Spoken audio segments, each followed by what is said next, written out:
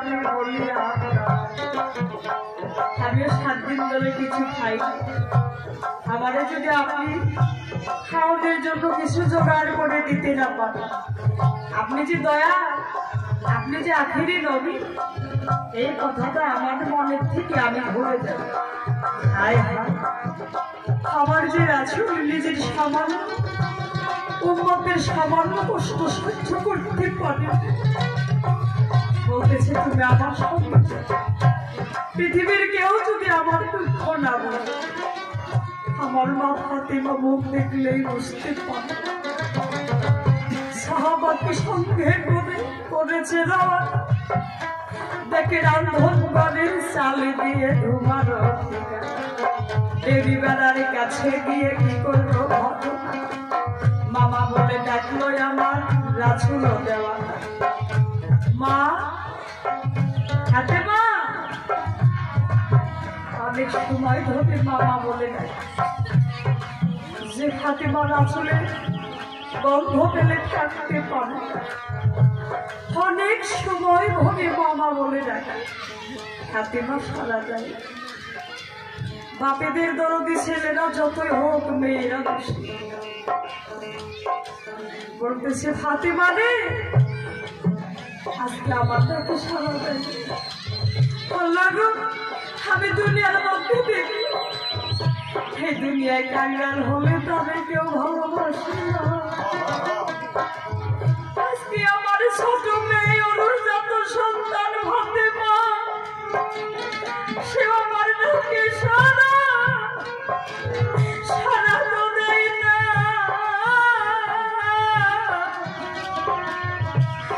দুনিয়ায় কাঙ্গাল হলে তবে কে ভালোবাসবে, এটা দুনিয়ার ঠিকানা।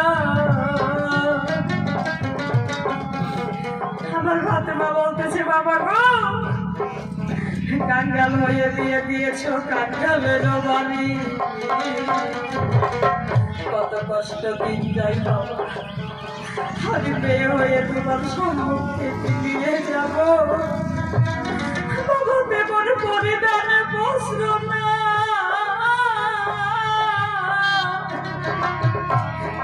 আমার রাসূল শিক্ষার দিয়ে মাথার থেকে পাগড়ি খুলে দেউরি বেলার উপর দিয়ে দিয়েছে ফাতিমা। এই পাগড়ি পরিধান করে মাই আমার কাছে তবে দেখে আমার দুঃখ থাকে না, যে কথা ফাতিমা সইতেও পারে না।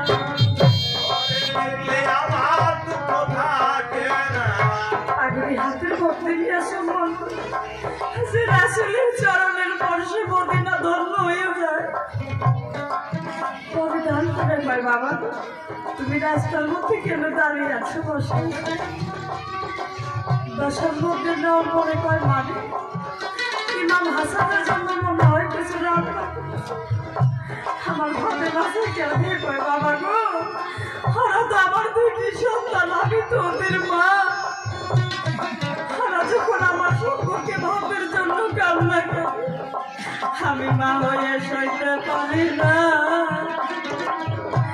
আমার ভেতরে কুলাই না।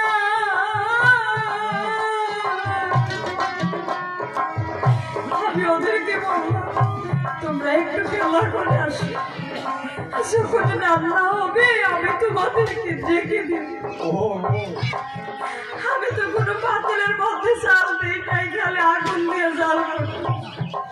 আমার রাসূল কয় যে মেয়ে 7 দিন ধরে পাতিলে চাল দিতে পারে না, সেই মেয়ে কি আমার এই বান্দাকে কিছু দিতে পারে?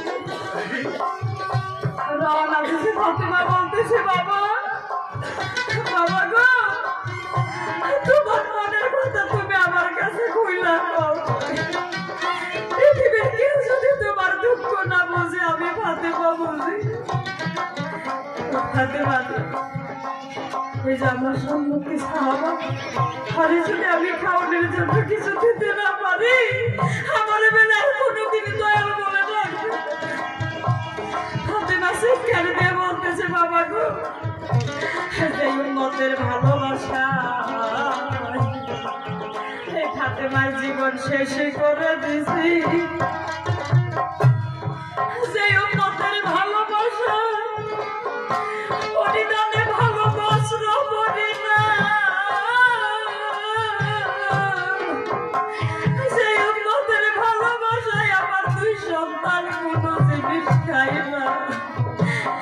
থাকবে তোমার দয়াল না,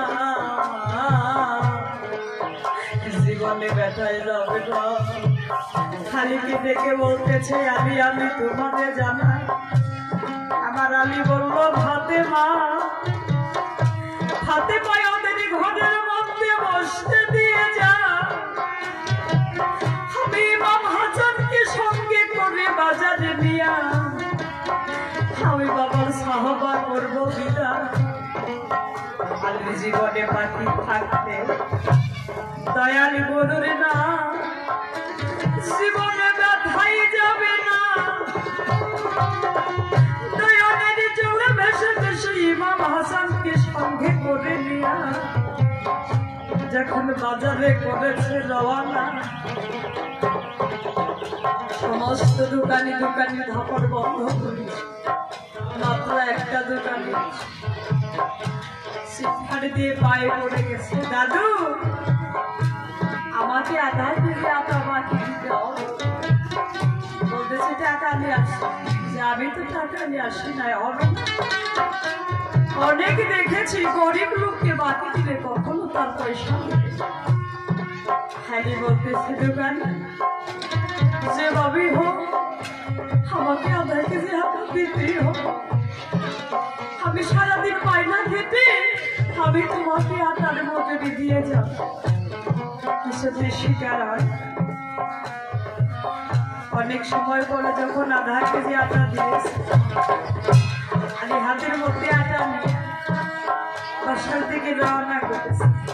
দোকানে বলতেছে আলী দাদা তুমি আমার কাছ থেকে আটা নিয়ে গেলে, তুমি তো কিছু রেখে গেলে। খালি চোখের পানি ছেড়ে দিয়া ডাইনে বাইরে আমার কাছে তো আর কোনো জিনিস না, মনে হয় আমার হাতের হাতে আমি দেখতে ভালো। আমার কোন জায়গায় হয়ে গেছে দয়া তোমার ওই চরণের দাসী হইয়া,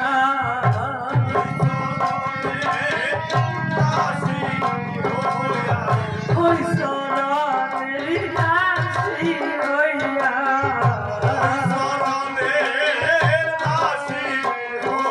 আলীর জীবন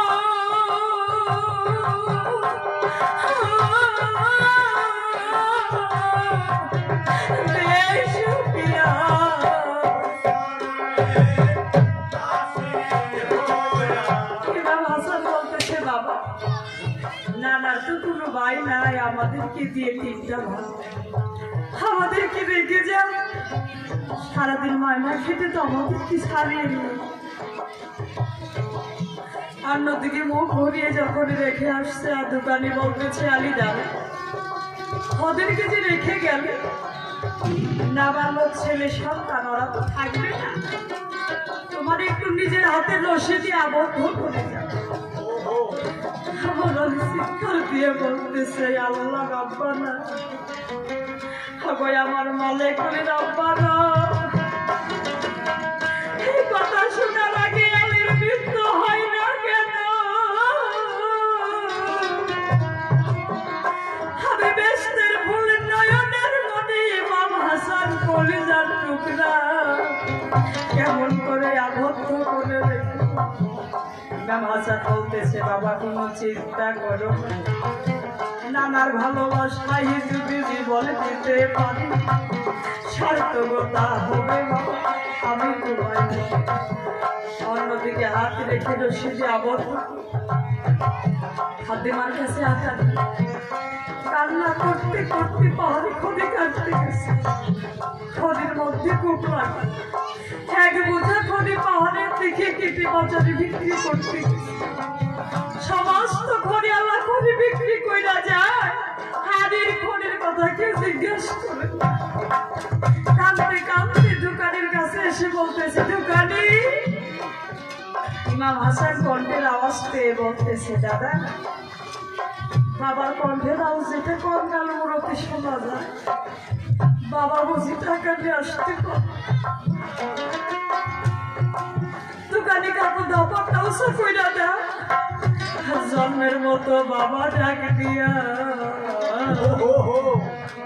আমি বিদায় করে দিতে দোকানে দাবার গুছিয়ে দিয়েছি শিক্ষার দিয়ে বাবারে তুলিয়ে তুলেছে বাবা গো দোকানের ছেলে ফেলে চতুর্দিক দিয়ে ঘুরে ঘুরে বেড়ে হাতে খায় আমাদের দুই ভাইয়ের থেকে একটু লক্ষ্য করে আমি সহ্য করতে পারি ছোট ভাই হাসা যখন আমার মুখের দিকে তাকায় আমার ভিতরে কুলাই আমি সারা জীবন থাকবো তাতে কোনো অপিত্ত নাই এই যে আমার ছোট ভাই হাসা আরে তুই যাইও না বাবা তুই যা